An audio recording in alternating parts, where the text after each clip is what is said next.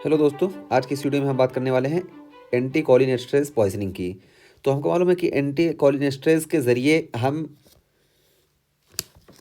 इस एसिटाइल कोलिनेस्टरेज को इनहिबिट कर देते हैं, जिससे यहाँ पे एसिटाइल कोलिन या कोलिनोमिमेटिक एजेंट्स की कंसंट्रेशन बढ़ जाती है। तो इसकी कंसंट्रेशन बढ़ने की वजह से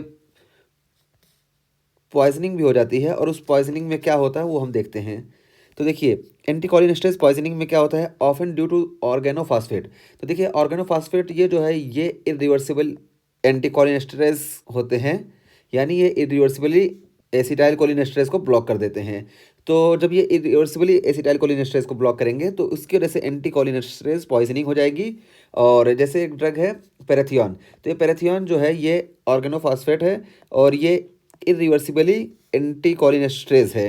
ठीक है, फिर ये क्या करती है, वही बताया गया कि often due to organophosphate parathion that is irreversibly inhibit acetyl cholinesterase. तो ये पैराथियन जो है ये इरिवर्सिबली एसिटाइल कोलिनेस्टरेज को इनहिबिट कर देती है। और ये ऑर्गेनोफॉस्फेट कहाँ पाए जाते हैं, तो देखिए, कॉमनली यूज्ड एज इंसेक्टिसाइड्स। तो कॉमनली इनका इस्तेमाल इंसेक्टिसाइड्स में किया जाता है, जिसकी वजह से poisoning usually seen in farmers. Farmers में इसकी पॉइजनिंग देखने को मिलती है। तो ये हो गया। अब इनका इफेक्ट क्या होगा ये देखते हैं। देखिए, मस्करनिक इफेक्ट्स क्या होगा, तो देखिए मस्करनिक इफेक्ट्स यहाँ पे डायरिया होगा। इसलिए डायरिया होगा कि M3 रिसेप्टर्स होते हैं GIT में, और GIT की पेरिस्टाल्टिक मूवमेंट बढ़ जाएगी, क्योंकि इसकी वजह से एसिटाइल कोलिन या कोलिनोमिमेटिक एजेंट्स की कंसंट्रेशन बढ़ेगी, जिसकी वजह से डायरिया हो जाएगा। और यूरिनेशन भी होगा, क्योंकि हमें मालूम है ब्लैडर पे M3 रिसेप्टर्स होते हैं, और M3 जब ज़्यादा स्टिमुलेट होंगे तो ब्लैडर ज़्यादा कॉन्ट्रैक्ट करेगा, जिसकी वजह से यूरिनेशन होगा। और हमको मियोसिस भी देखने को मिलेगी, क्योंकि हमें मालूम है कि जो सर्कुलर मसल्स होती हैं इस पे M3 रिसेप्टर्स होते हैं, और ये जब M3 रिसेप्टर्स स्टिमुलेट होंगे तो हमें मियोसिस देखने को मिलेगी। और ब्रोंकोस्पाज्म, यहाँ पे भी M3 रिसेप्टर्स होते हैं, और ये M3 रिसेप्टर्स जब स्टिमुलेट होंगे तो ब्रोंकोस्पाज्म हमें देखने को मिलेगा। और उसके बाद ब्रेडिकार्डिया, तो देखिए ब्रेडिकार्डिया इसलिए देखने को मिलेगा क्योंकि हमारे AV नोड और SA नोड पर M2 रिसेप्टर्स होते हैं, और ये कपल्ड होते हैं G इनहिबिटरी से। तो ये जब इसकी कंसंट्रेशन या एसिटाइल कोलिन की कंसंट्रेशन बढ़ेगी तो ये M2 रिसेप्टर्स स्टिमुलेट होगा, जिसकी वजह से SA नोड और AV नोड ब्लॉक हो जाएंगे, जिसकी वजह से हमें ब्रेडिकार्डिया देखने को मिलेगा। और ये देखिए एमेसिस, तो एमेसिस यानी ये वॉमिटिंग भी हमें देखने को मिलेगी, इसलिए कि यहाँ पे एसिटाइल कोलिन की कंसंट्रेशन ज़्यादा होने की वजह से सेरोटोनिन सिक्रीट होगा, और ये सेरोटोनिन ये हाइपोथैलेमस में एमेटिक सेंटर को स्टिमुलेट करेगा, जिससे नोजिया और वॉमिटिंग की फीलिंग आएगी और वॉमिटिंग होगी। और लैक्रिमेशन देखिए, तो लैक्रिमेशन, स्वेटिंग और स्लाइवेशन, हमको मालूम है कि सारे ग्लैंड्स पे मोस्टली M3 रिसेप्टर्स होते हैं। जब ये M3 रिसेप्टर्स स्टिमुलेट होंगे तो लैक्रिमेशन, स्वेटिंग और स्लाइवेशन ये देखने को मिलेगा।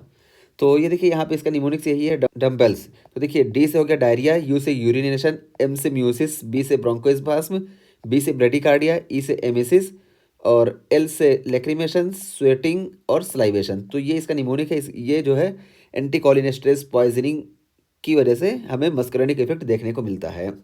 और इसको हम रिवर्स कैसे करते हैं, तो देखिए, रिवर्स बाय एट्रोपिन। तो एट्रोपिन के जरिए इसको हम रिवर्स करते हैं। हम जानते हैं कि एट्रोपिन ये मस्कुलरिक ब्लॉकर्स है।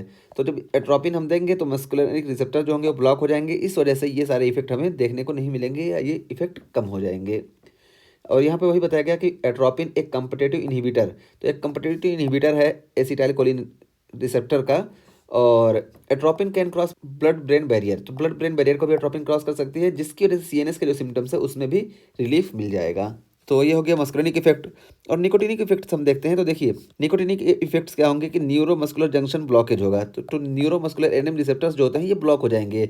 और इसका मैकेनिज्म क्या है, वही सेम सक्सिनाइल कोलिन वाला, कि सक्सिनाइल कोलिन क्या होता है, शुरू में उसको ओवर स्टिमुलेट कर देता है, जिसकी वजह से मसल डिपोलराइज हो जाती है, और ओवर डिपोलराइजिंग होने की वजह से मसल्स में पैरालिसिस हो जाती है। तो इसके मैकेनिज्म के बारे में हम डिटेल से जब सक्सिनाइल कोलिन के बारे में बात करेंगे तब कर लेंगे। ठीक है, बस ये सक्सिनाइल कोलिन की तरफ एक्ट करता है, जिसकी वजह से न्यूरोमस्कुलर जंक्शन ब्लॉकेज हो जाता है। और इसको रिवर्स करने के लिए हम प्रालिडॉक्सिम का इस्तेमाल करते हैं। और ये प्रालिडॉक्सिम ये क्या करता है, regenerates acetyl choline esterase via dephosphorylation. तो ये प्रालिडॉक्सिन ये एसिटाइल कोलिन एस्ट्रेज को रीजनरेट कर देता है डीफॉस्फोराइलेशन के जरिए। तो जब ये एसिटाइल कोलिन एस्ट्रेज रीजनरेट हो जाएगा तो फिर ये ब्रेक डाउन करने लगेगा एसिटाइल कोलिन और तमाम सिंपैथोलिटिक्स की। तो और अर्ली दिया जाए तो ये ज़्यादा फायदेमंद होगी। और यहाँ पे ये बताया गया, pralidoxime does not readily cross blood brain barrier, यानी प्रालिडॉक्सिम ये आसानी से ब्लड ब्रेन बैरियर को क्रॉस नहीं कर सकती है। ठीक है। और सीएनएस इफेक्ट में हम देखते हैं, तो देखिए रेस्पिरेटरी डिप्रेशन, तो रेस्पिरेटरी डिप्रेशन हमें देखने को मिलेगा, लेथेर्जी, सीजर्स और कोमा, ये चीज़ें हमें सीएनएस इफेक्ट में देखने को मिलेंगी। तो ये एंटीकोलिन स्ट्रेस पॉइजनिंग की हमने बात कर ली, इसका मस्कुलिनिक इफेक्ट, निकोटिनिक इफेक्ट और सीएनएस इफेक्ट, ये तीनों देख लिया। मस्कुलिनिक इफेक्ट्स में हमें ये नंबल्स देखने को मिलता है और इसको रिवर्स करने के लिए हम एट्रोपिन इस्तेमाल कर सकते हैं, और निकोटिनिक इफेक्ट को हम रिवर्स करने के लिए प्रालिडॉक्सिम इस्तेमाल कर सकते हैं, और ये प्रालिडॉक्सिम एसिटाइल कोलिन एस्ट्रेस को रीजनरेट कर देता है।